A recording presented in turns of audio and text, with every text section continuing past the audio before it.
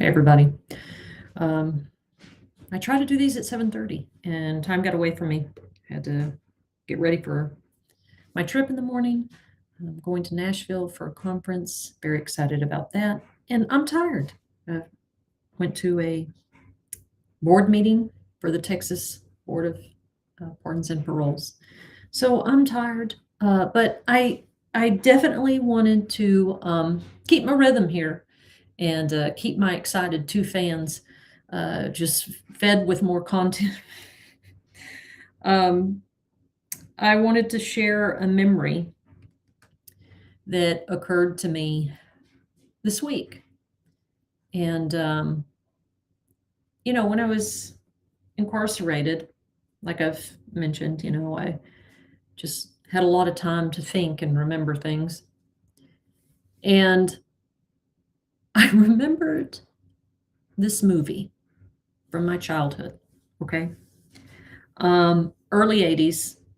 And my dad used to rent very cheesy sci-fi movies, horror movies too, even though his viewing things are viewing habits now are different. He likes westerns and 24-hour news. But when we were smaller, he liked cheesy science fiction and horror and 80s films. It was the time, and VHS had just exploded. So it was a big deal to go to the video store after my family went to dinner. It was the thing that we looked for. We didn't have cable. Okay. When I've talked about HBO, that was at my grandmother's house. We lived out in the country. And so we didn't have cable. And this was way before satellite. This was back in the day that if your friend had a satellite dish, it was that gigantic dish that I remember my friend Wendy, her parents had a big satellite dish out in the backyard. And so it had this big box that you would flip all the channels trying to find, something, and it would make this god awful noise when it was trying to move to find a satellite channel. And so we could never look at it at night because it would wake our parents up because it just moved. It was huge. It was, early 80s. So anyway, I developed a love of film, and you'll notice that as we talk about stuff, whether it's books or movies, you'll see a reoccurring theme of science fiction and horror. Again, Ripley is watching over us right now. So anyway, I was I don't know, just random things still come to me, and I was cleaning the house, and I thought of a little song, and I'm going to let you hear it here. So it was from a film that I thought that I had dreamt up, made up. Turns out I didn't.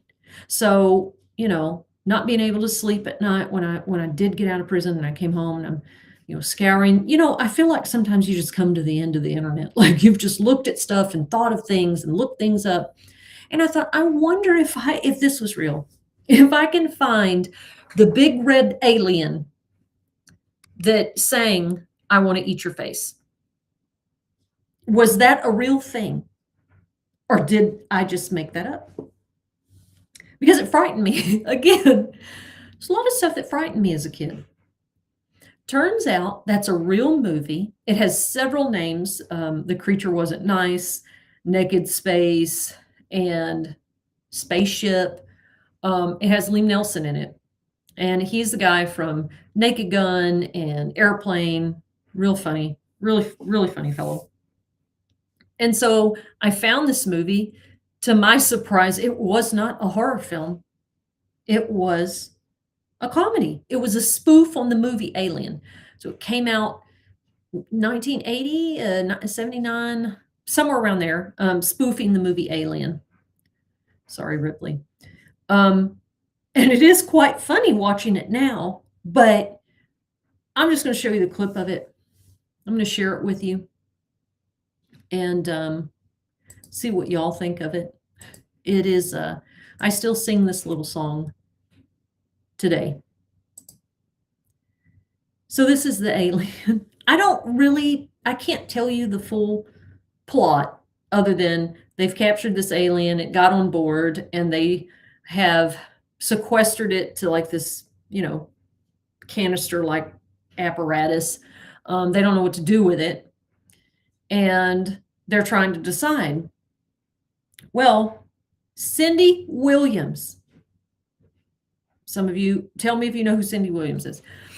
She's the woman on board of the ship, and she says, I have an idea. Why don't we hook it up to the translate to the spaceship, and it can translate to us what it's saying. They're like, oh, that's a great idea. Maybe it wants to connect to us. Let's find out what it's saying. And so they all have this very curious moment of, perhaps this alien wants to connect to them, or it's not hostile. And there's a scientist on board, so you'll see him in a bit. But this is the song, and I hope that I have the sound attached to it. I guess we'll find out. I want to eat your face. It could just be so yummy. I'd like to have your face in my tummy. So this was a real thing, and he goes on to do a little Broadway dance and show, and it just horrified me as a little kid. And somehow I remember going to church the next day as a little kid, telling my friends in Sunday school, there's this alien, and it wanted to eat people's faces. And in my mind, go back to the ET discussion. In my mind, this was a horror movie. This wasn't funny at all. Of course, how was I supposed to get the humor in a spoof film? But it really scared me. So I was surprised when I discovered it again that it was a comedy. Now, we're going to go on a little bit to he does his little song and dance, and everybody's watching him. And then when he's done, there he is dancing. The scientist, everybody's like, oh my God, we've got to get rid of that guy. Got to get rid of that alien. He wants to eat us. And the scientist is like, y'all are so not, elevated. You're not, you don't have faith and kindness and goodness. This alien means no harm. I'm going to show you, I'm going to prove to you by going in to the little holding area with the alien. I'm going to prove to y'all that you just have to have love and faith and not be afraid of things that, maybe at first you thought were scary or different. And so we're going to take a peek here, what happens.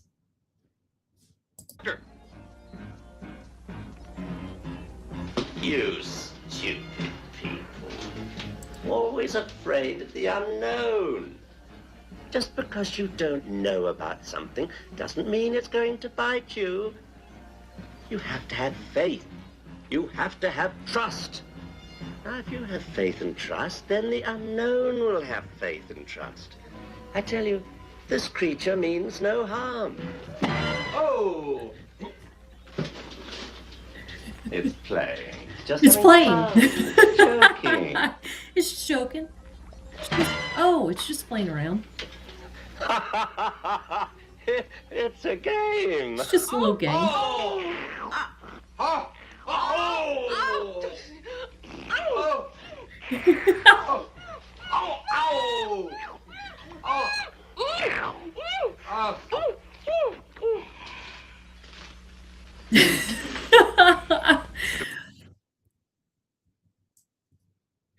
So, I remember this from childhood. It frightened me, and I think the message that I took away from it as a kid, even now, even though back then I thought it was horror, now I know it's comedy, is that despite being told, the alien told the people, told the scientists, I want to eat your face. I want to put you in my tummy. I want to eat your knees. That would please me.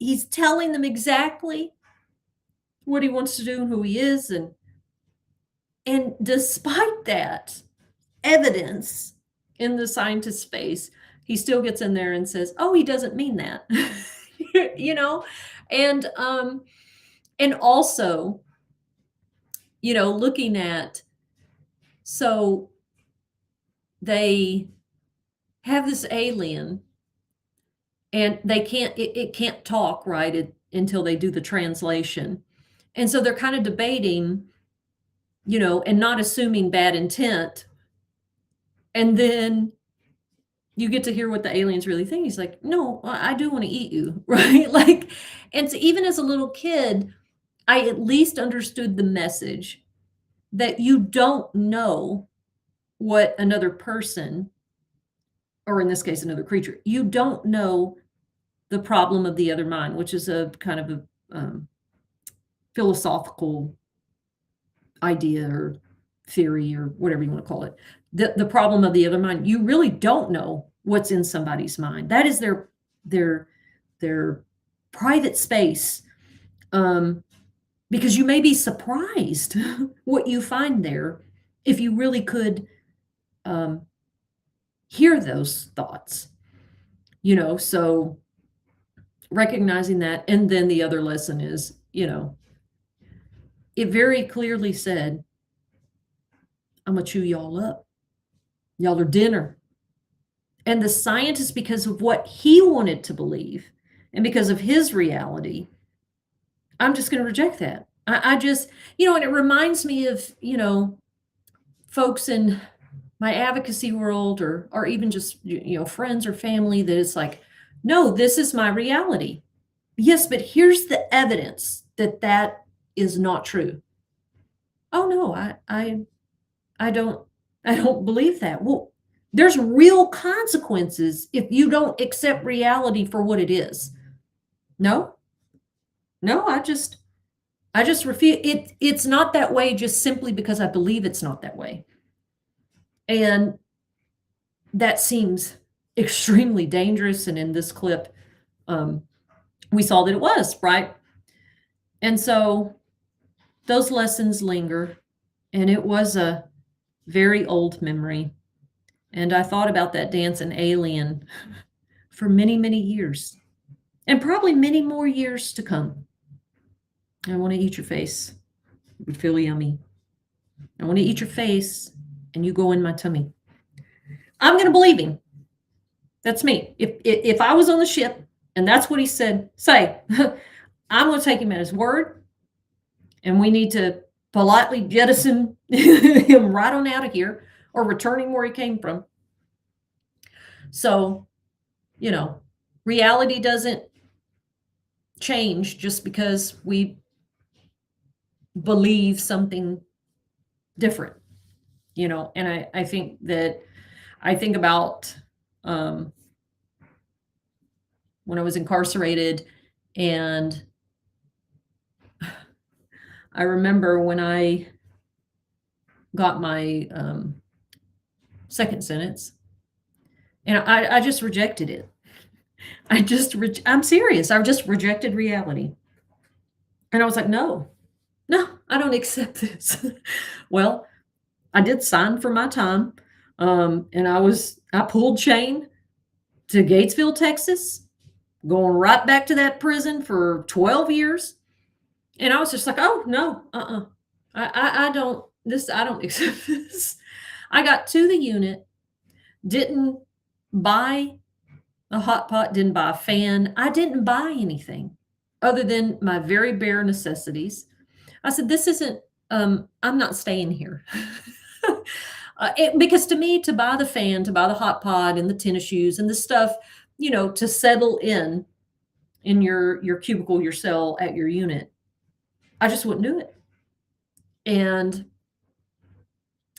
I remember telling people that lived in my dorm they were like, "Oh, did you drop your blue slip?" Which was a part of the process to get, items like that.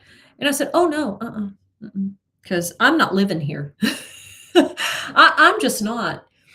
And I did eventually come to a place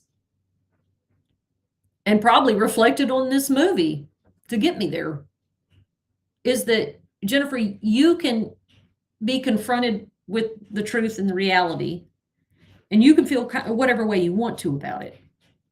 But this is what it is.